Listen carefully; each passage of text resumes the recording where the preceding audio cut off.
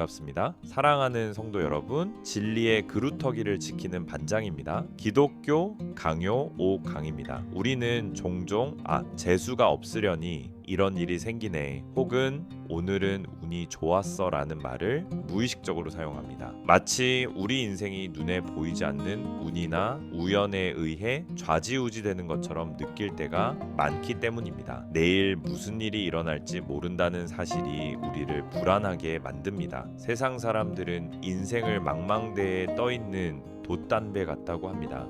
바람 부는 대로 물결치는 대로 휩쓸려 다니다가 운이 좋으면 살고 운이 나쁘면 죽는 것이 인생이라고 말합니다. 하지만 성경은 단호하게 말합니다. 그리스도인에게 우연이란 단어는 존재하지 않는다라고 말입니다. 존 칼빈은 기독교 강요 1권의 클라이맥스에서 하나님의 섭리를 선포합니다. 섭리란 하나님께서 창조하신 모든 세상을 방치하지 않으시고 지금 이 순간에도 구체적으로 다스리시고 보존하신다는 교리입니다. 이 놀라운 진리가 우리에게 어떤 위로를 주는지 칼빈의 목소리로 확인해 보겠습니다.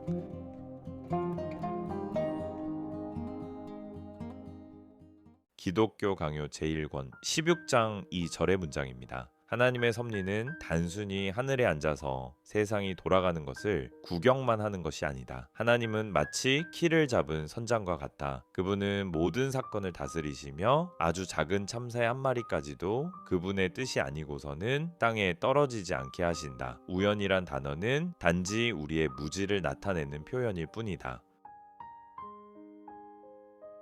많은 분들이 하나님의 섭리와 운명론을 헷갈려 하십니다. 운명론은 어차피 일어날 일은 일어난다는 차갑고 기계적인 결정론입니다. 여기에는 인격도 없고 사랑도 없습니다. 그래서 사람을 무기력하게 만듭니다. 어차피 하나님이 다 하신다며 그럼 난 아무것도 안 해도 되겠네? 이것은 칼빈주의가 아니라 게으름입니다. 반면 기독교의 섭리는 아버지의 통치입니다. 하나님은 로봇을 조종하듯이 우리를 다루지 않으십니다. 인격적인 아버지로서 우리를 돌보십니다. 때로는 우리의 실수를 통해서도 합력하여 선을 이루십니다. 섭리를 믿는 사람은 어차피 정해졌어라고 포기하는 것이 아니라 하나님이 나를 가장 좋은 길로 인도하실 거야 라고 믿으며 최선을 다해 오늘을 살아갑니다. 예수님께서는 마태복음 10장에서 이렇게 말씀하셨습니다. 참새 2마리가 한 아사리온에 팔리지 않느냐? 그러나 너희 아버지께서 허락하지 아니하시면은 그 하나도 땅에 떨어지지 아니하리라. 하물며 너희일까 보냐. 길가에 흔한 참새의 죽음조차 하나님의 결제 없이는 일어나지 않습니다. 하물며 하나님의 자녀인 여러분의 인생에 일어나는 일 중에 실수나 우연이 있겠습니까?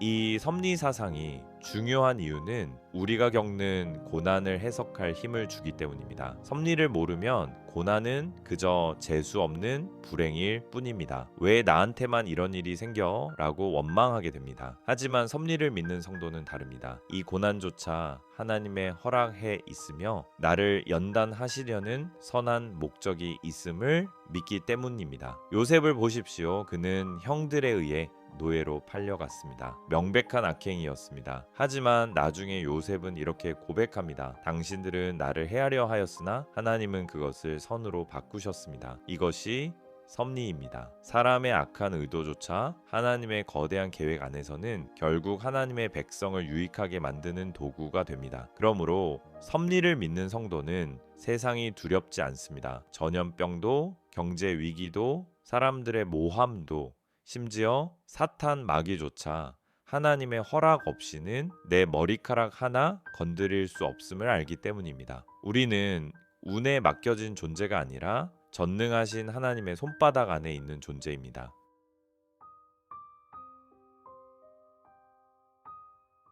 많은 청년들이 미래 때문에 불안해합니다. 내가 취업할 수 있을까? 결혼할 수 있을까? 하지만 예수님은 말씀하십니다. 내일 일을 위하여 염려하지 말라. 이것은 대책 없이 살라는 뜻이 아닙니다. 내일의 주인은 내가 아니라 하나님이심을 인정하라는 뜻입니다. 우리는 결과를 하나님께 맡기고 과정에 충실하면 됩니다. 농부는 최선을 다해 씨를 뿌립니다. 하지만 자라게 하시는 이는 하나님이십니다. 내가 노력한다고 다 되는 것도 아니고 노력 안 해도 되는 것도 아닙니다. 하나님은 우리의 땀과 기도를 섭리의 도구로 사용하십니다. 결과에 대한 강박을 내려놓고 오늘 나에게 주신 하루를 성실하게 살아내는 것, 이것이 섭리를 믿는 자의 태도입니다. 때로는 길이 막힌 것처럼 보일 때가 있습니다. 하지만 기억하십시오. 내 눈에는 막다른 골목이지만 하나님의 지도에는 우회로가 그려져 있습니다. 하나님은 실수하지 않으십니다. 내 인생의 내비게이션을 내가 잡지 말고 하나님께 넘겨드리십시오. 그분이 가장 안전한 길로 인도하십니다.